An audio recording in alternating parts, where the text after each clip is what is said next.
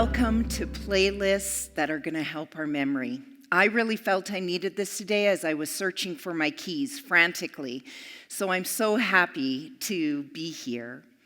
There is perhaps no greater companion to travel with, to remember by, to know, to explore, to feel a sense of belonging than through our music.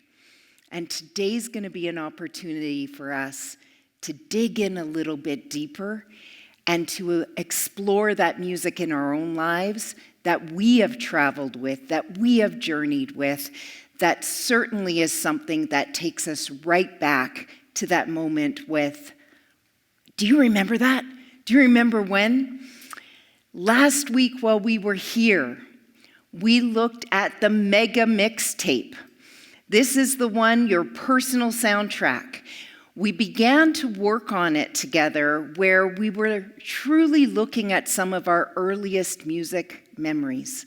You know, the ones where you might have had someone who hummed to you, sang to you. You went off into junior high where you began to really remember not only the songs, but the people you hung out with and perhaps even what your hair looked like. And then we went up to young adulthood, and that may have included some new people in your life, like children, and then today, and this mega mixtape, which is ultimately a reflection of your life.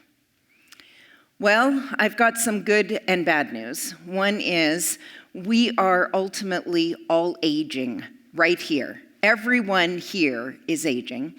Some of us are feeling that aging a little more rapidly than others. And we are traveling together on this aging process. Music is one of those things that we can do to anchor us back. I've been giving a lot of thought to this week because music's this incredible capacity, yes, to take us back into the memory itself and to think back. And there's even been some significant research done that when we're listening to that music from the past, our brain is actually transporting us back there where we can feel a bit more youthful, where we can feel a bit more of what was happening back then could even be happening to us right now. So we can explore that youthfulness. So music has that capacity to take us back into our memories. It also has the capacity to give us something new. As we listen to those young people's music, as they're listening to it today, and exploring something new, and to feel youthful in another way, which is by being curious and interested in what they're listening to. How does music do this? Well, when we explore how the brain is interacting with music, and particularly with memory, there is no one place where it's happening. Because music is a global brain process, and because memory also uses so many different areas of the brain, those anchors are not happening in one place. They're happening in multiple places. And that's what gives us the opportunity to retrieve music from our past, regardless of whether we have sustained any injury or disease. We can still retrieve music into the forefront of our mind due to the fact that it's in a variety of places.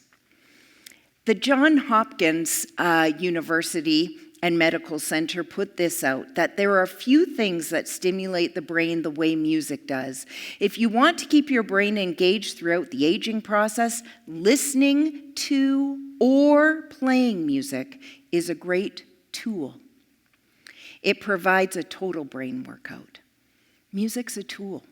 It's a resource for us to be using on the daily. We just need to put more intention in it often by thinking of as a resource. So, you know, if we're going to build our physical muscles, we go off to the gym. If we want to build our brain, we're going to listen to music more intentionally. One of the areas that I've worked in as a certified music therapist since I began my career is in the area of long-term care, and particularly in the area of dementia care.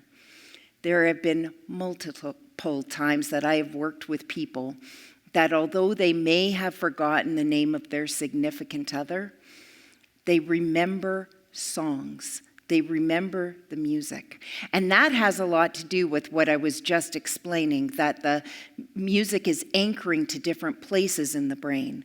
So as disease is impairing us, it's not impairing all of us. There are still incredible strengths within us that we can draw from. And music is going to be one of those incredible tools that can pull it out of us. I'm going to give an example by sharing a video of Neil. I'd like you to meet him today. He's a 97-year-old war veteran. He's been diagnosed with dementia. And this is a bit of his story and what's important to him through the value of music. My friend stole my sweetheart from me. She came to my hometown to go to high school. She walked by the window, and Peter said to me, "Have you ever met that girl?" And I said, "No. Do you know who it is?" I said, "Yes, I know who it is." I said, "I'm going to marry her someday." You always hear about dementia, Alzheimer's, people getting violent, and just being really, really hard, but it hasn't been like that. I was waltzing with my darling to the Tennessee Waltz. When he starts singing and bringing out all those old songs from him, I didn't think that he would still remember them. Music is anchoring those memories so deeply that when that music comes, it's not just the song that's remembered, but it's also the associated memories that went with that song. I'm in love with you. Did you have many sweethearts? Just one, And what was her name? Vera. And what was good about her? She was good looking, and she was shapely, and she had a daddy with lots of money. Teachers' convention last year, Jennifer came and she sang Bluebirds Over the White Cliffs of Dover.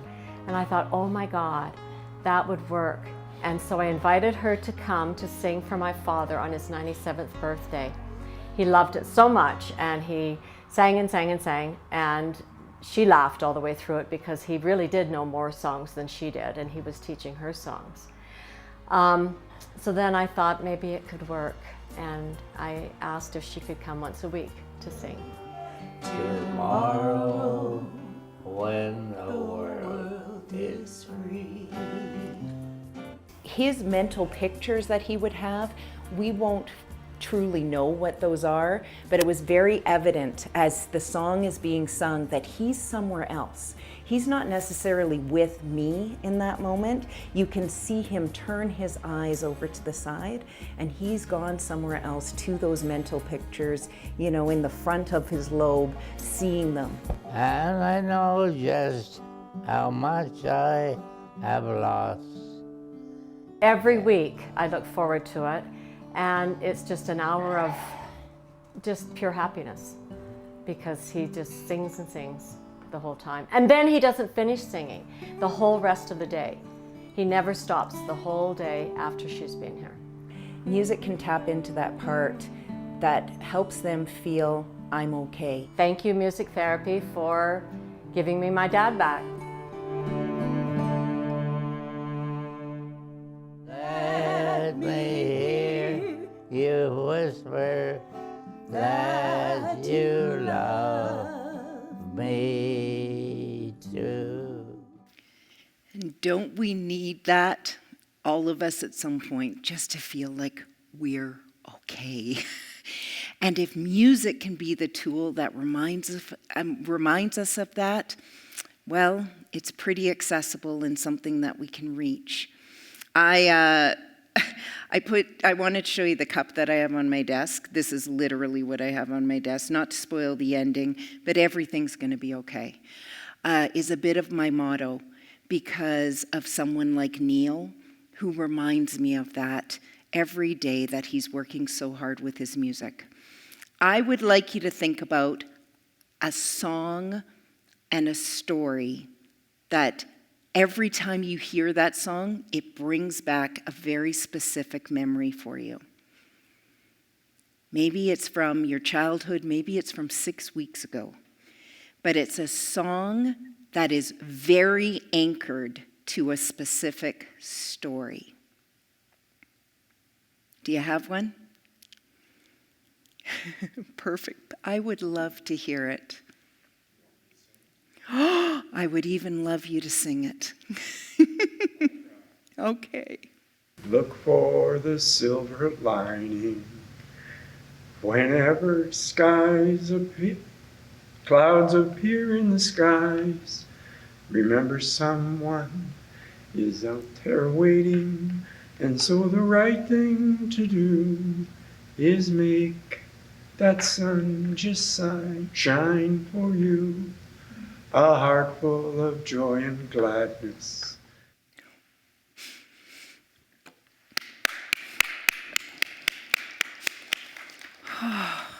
Thank you. Can you tell us a little bit about that? I grew up in Bowness, the west side of Calgary. 7 brothers, mom and dad. We lived in 3 homes in Bowness, and one of the last homes we lived in was one of the heritage homes that were built in 1919. And music always surrounded us. My grandmother on my mother's side could play the piano by ear and played songs from early in the 20th century. And we learned to sing along with them. And our house was always full of music. We had people who lived around us and others that would come and jam at our house. We had a beautiful home. It is unlike any other home I'd ever lived in. And stays with me throughout my life.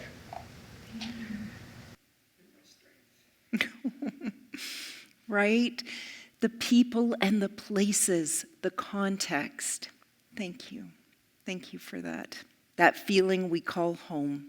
All the ways that music is going to assist us with our memory.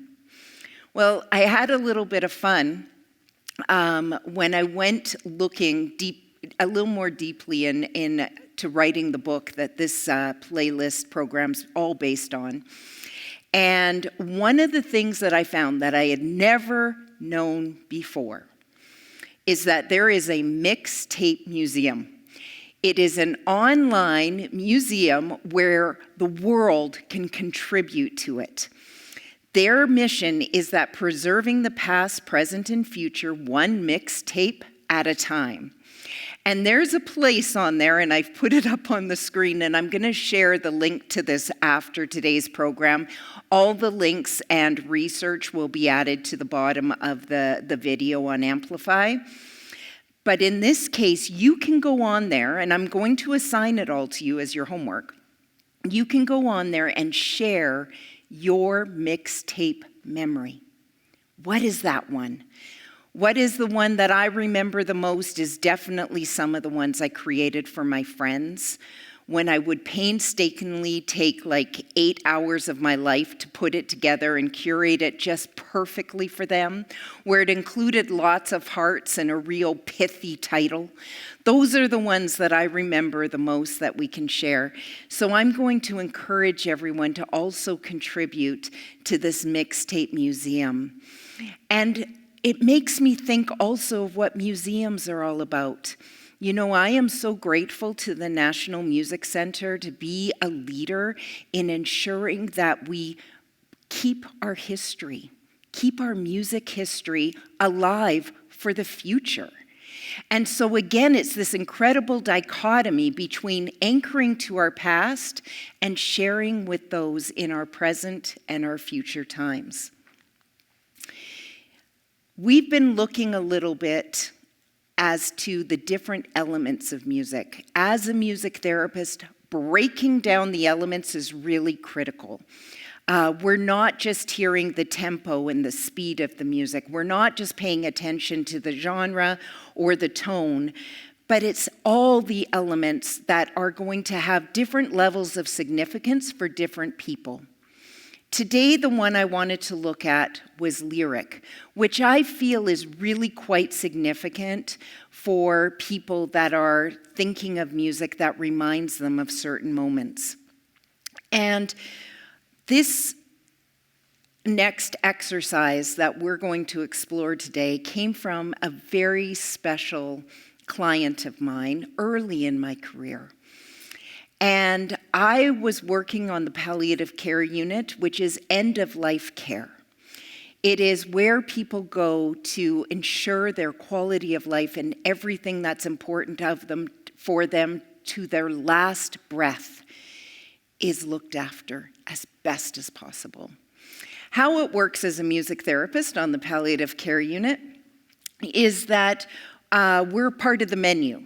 So people can see us or not, and it's always so exciting when you get the call of someone wants to see you in their room. And one of those days was Gwen. I walked into Gwen's room. She had a colorful headscarf on. She was sitting propped up high with her pillows. And she looked right at me, and I could tell she had a plan.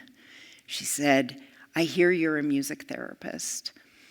I'm wondering if you could learn these 12 signature songs." That was her words, 12 signature songs. I had to say yes. I was a little worried what the songs would be and how hard they'd be, because she wanted me to return that Friday, so I had short turnaround time. But she picked the songs in a way that she knew she wanted to share them with the future. I would go home, learn the songs, I'd return the following Friday. This time she was no longer alone. She introduced me to her sister on one side and her daughter on the other. And she said, "I know you're all wondering why you're here together. Well, it's because I'm not going to be here forever. And you two are having a hard time saying goodbye to me. Today's the day." She had a plan. And we're going to do it through music. We're going to do it through music. I sat at the foot of the bed. Her family was all around her. And she directed me, like the conductor she was, to start singing through the first song. As I did that, she had a piece of canvas on her lap. She had her pastels. All three of these people are artists. They started to paint at each different song. They shared, they traded, they shared stories, they laughed, they cried. All of it came out as the 12 signature songs were played.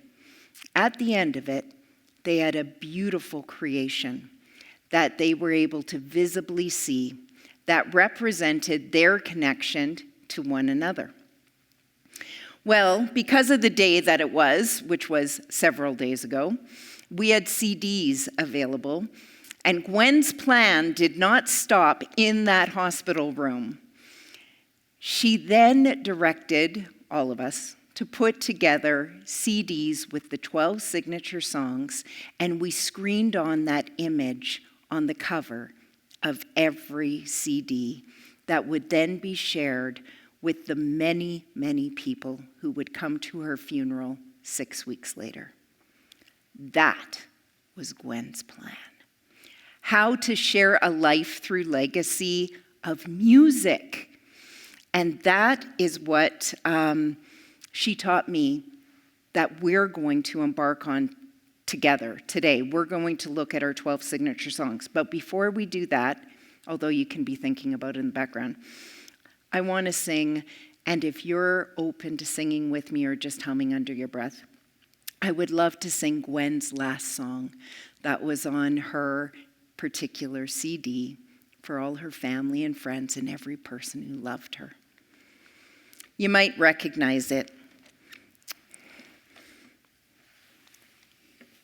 Did I say humming counts?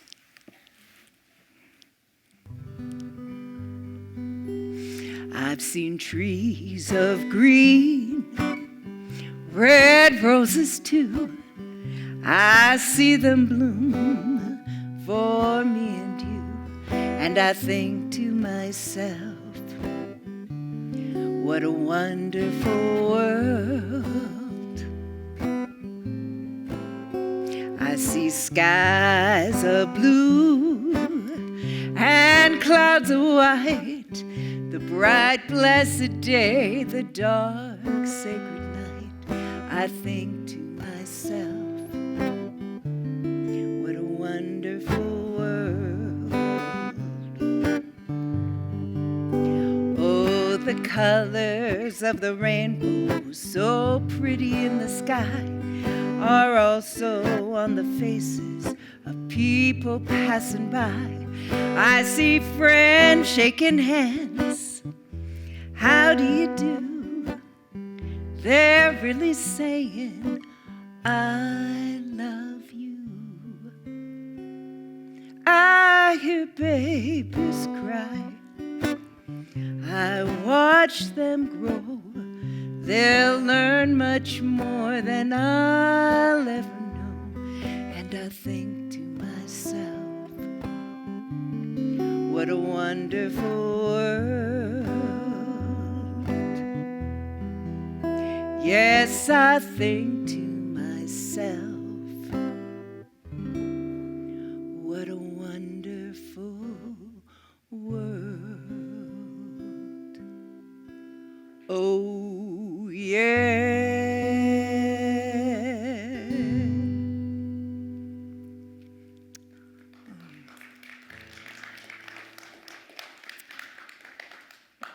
Well, your turn.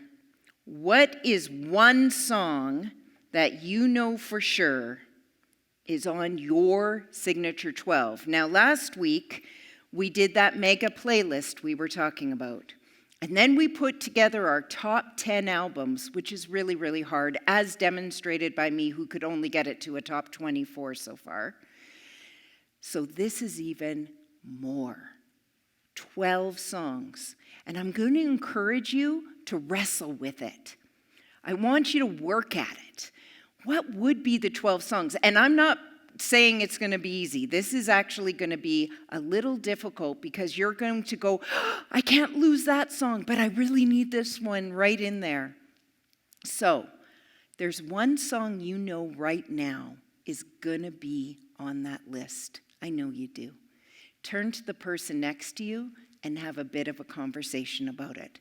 One song for sure that's going to be right on your signature 12. Go ahead.